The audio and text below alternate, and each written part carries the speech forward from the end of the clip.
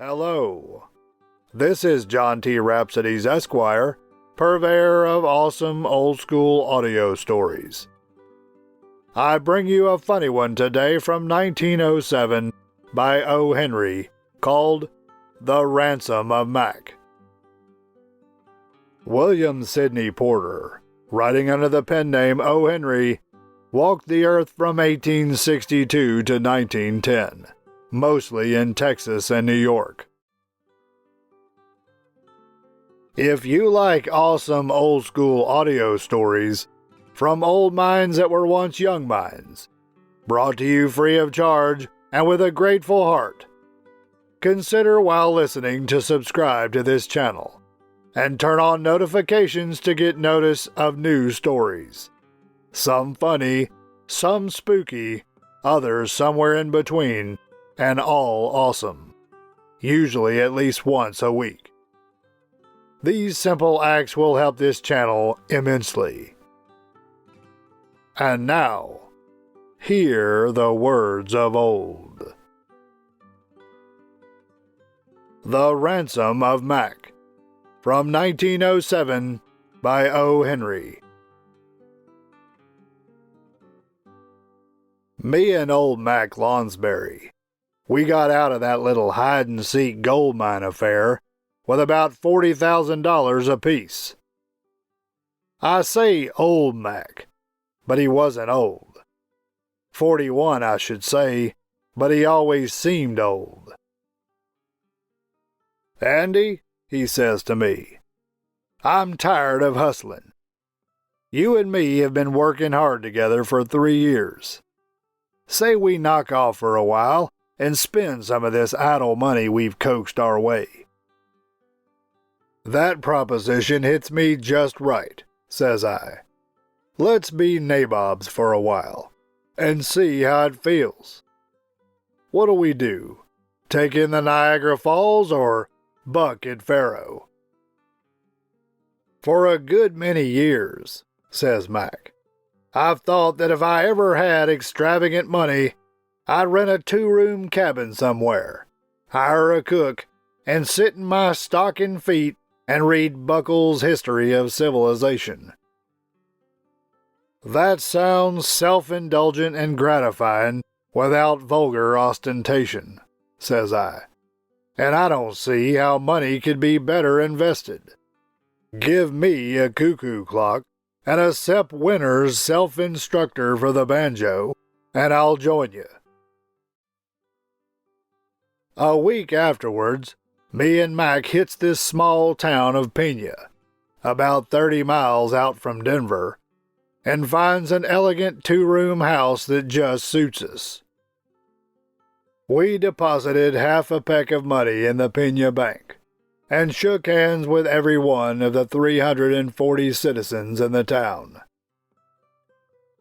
We brought along from Denver the cook and the cuckoo clock, and Buckle and the banjo instructor, and they made the cabin seem like home at once. Never believe it when they tell you riches don't bring happiness. If you could have seen old Mack sitting in his rocking chair with his blue yarn socked feet up in the window, and absorbing in that Buckle civilization stuff through his specs, you'd have seen a picture of content that would have made Rockefeller jealous.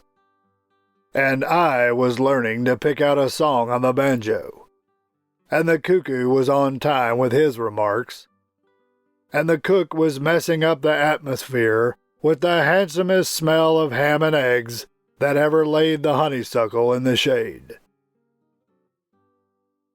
When it got too dark for Mack to make out Buckle's nonsense, and for me to make out the notes in the banjo instructor, me and Mack would light our pipes and talk about science, and pearl diving, and sciatica in Egypt, and spelling and fish, and trade winds and leather, and gratitude and eagles, and a lot of subjects that we'd never had time to explain our sentiments about before.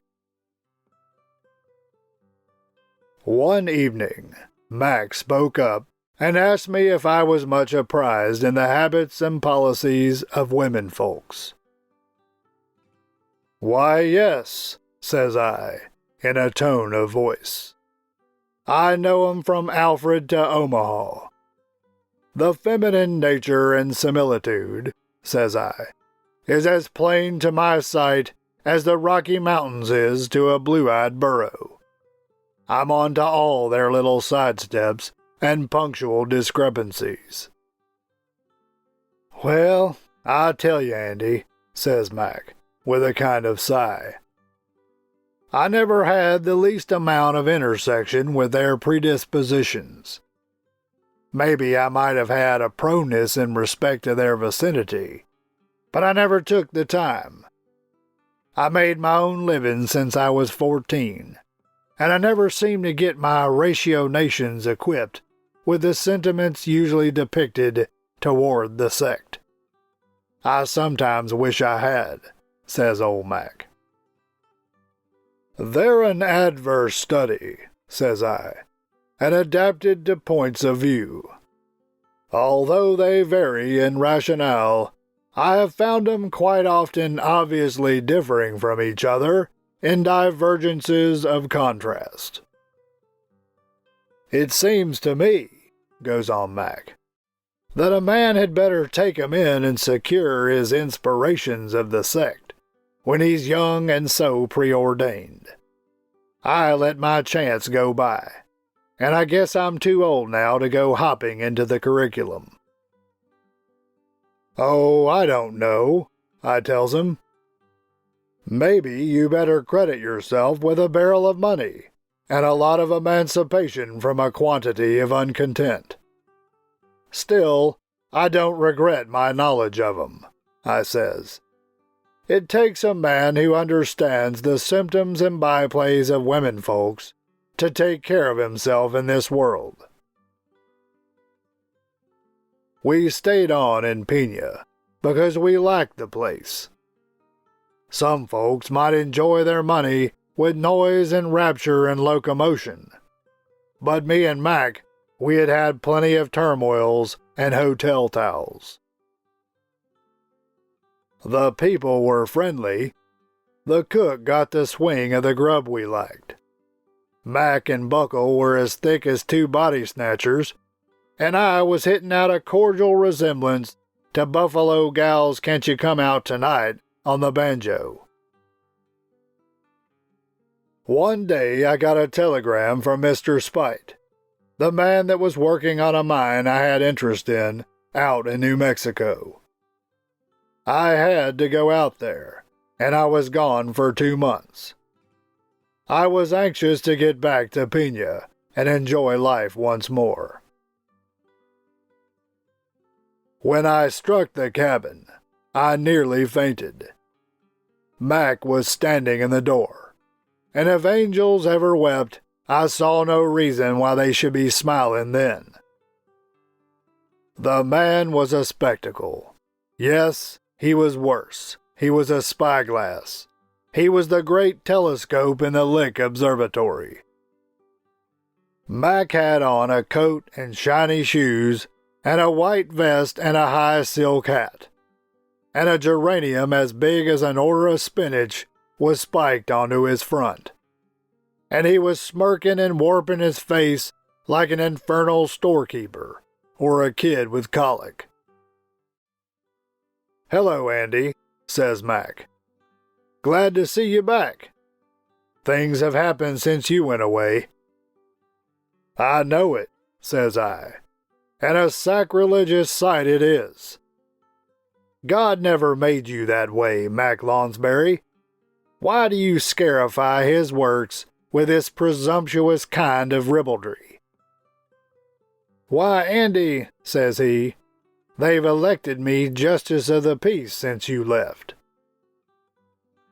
I looked at Mack close. He was restless and inspired. A justice of the peace ought to be disconsolate and assuaged.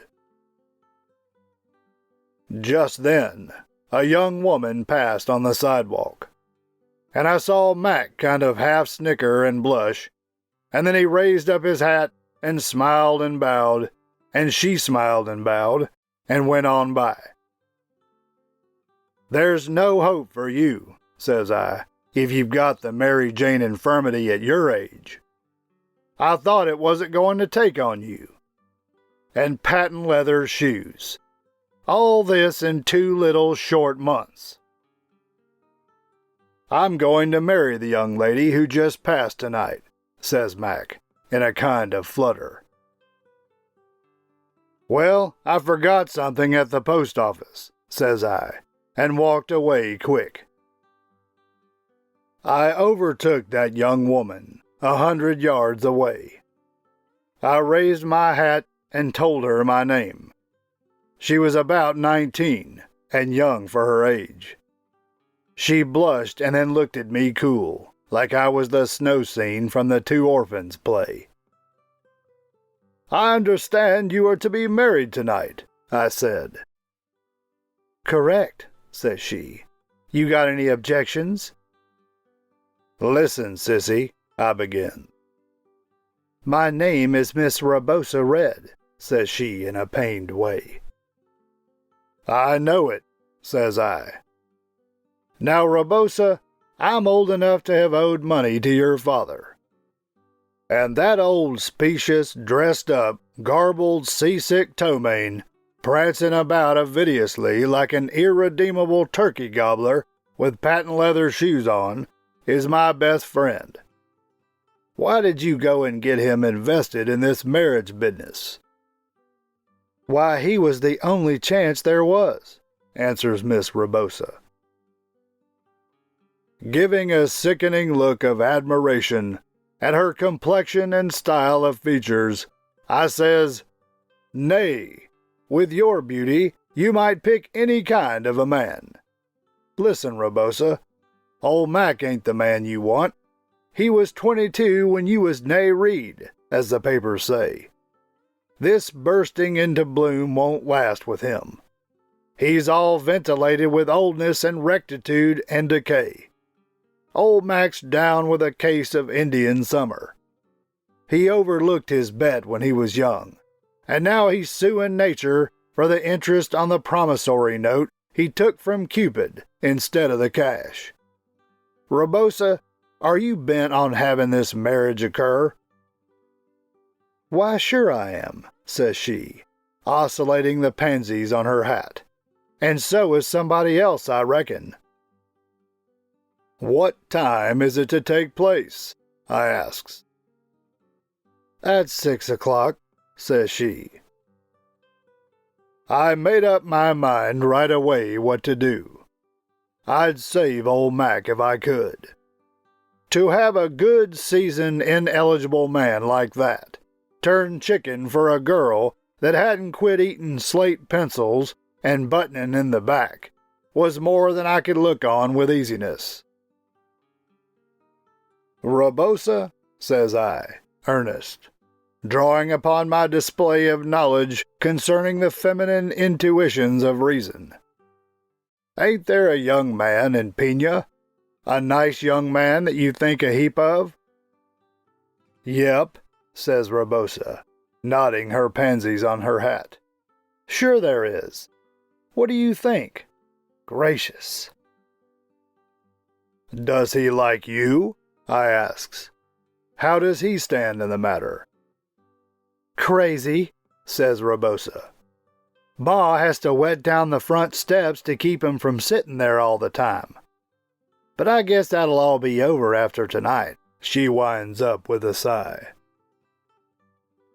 "Rebosa," says I, "you don't really experience any of this adoration called love for old Mack, do you?" "Lord, no," says the girl, shaking her head. "I think he's as dry as a lava bed. The idea!" "Who is this young man that you like?" I inquires. It's Eddie Bales, says she. He clerks in Crosby's grocery, but he don't make but $35 a month. Ella Noakes was wild about him once. Old Mac tells me, I says, that he's going to marry you at 6 o'clock this evening.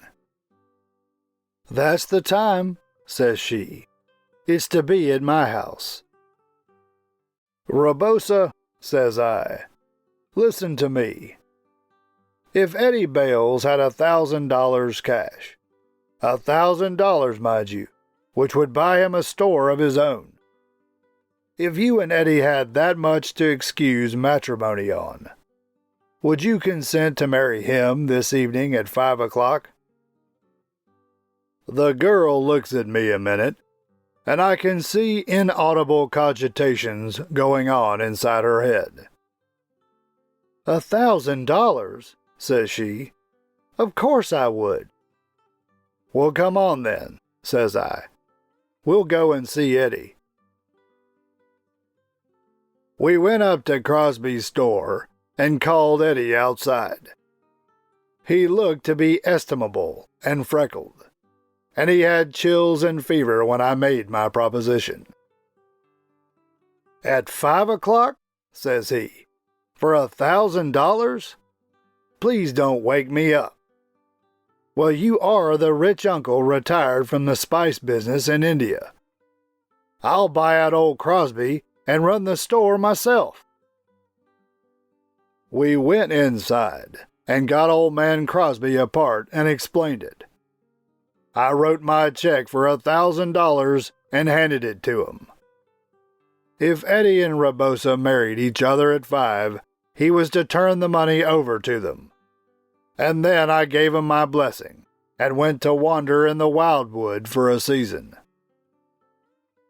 I sat on a log and made cogitations on life and old age and the zodiac and the ways of women and all the disorder that goes with a lifetime. I passed myself congratulations that I had probably saved my old friend Mac from his attack of Indian summer.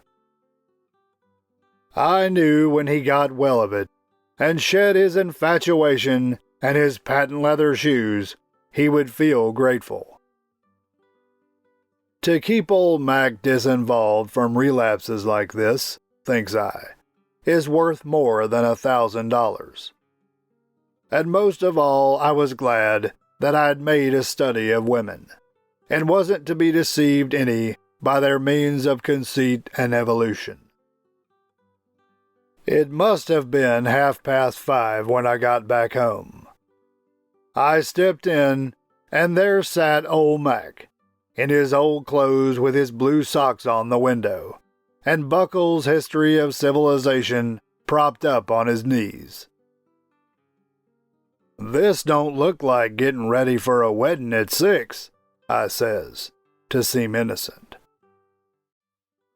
Oh, says Mac, reaching for his tobacco, that was postponed back to 5 o'clock. They sent me over a note saying the hour had been changed. It's all over now. Say, what made you stay away so long, Andy? You heard about the wedding? I asks. Well, I operated it, says he. I told you I was a justice of the peace. The preacher's off east to visit his folks, and I'm the only one in town that can perform the dispensations of marriage at this time. I promised Eddie and Rebosa a month ago I'd marry him. He's a busy lad, you know, and he'll have a grocery of his own someday. Yes, he will, says I. There was lots of women at the wedding, says Mac, smoking up. But I didn't seem to get any ideas from 'em. I wish I was informed in the structure of their attainments like you said you was. That was 2 months ago, says I, reaching up for the banjo. And that concludes O. Henry's 1907 story called The Ransom of Mack. This is John T. Rhapsodies Esquire, purveyor of awesome old-school audio stories. Thank you for listening. You can hear more stories like this in the channel's playlists. Find them by staying tuned for the last 20 seconds of this video and clicking on the end-screen icons. You can also go to the channel homepage and click on the playlist tab. If you enjoyed this story and would like to hear more, please download the YouTube app, create an account, subscribe to this channel, like this video by clicking on the thumbs up icon, leave your comments, click the notification bell, and share the videos with your friends so that they too can hear the words of old.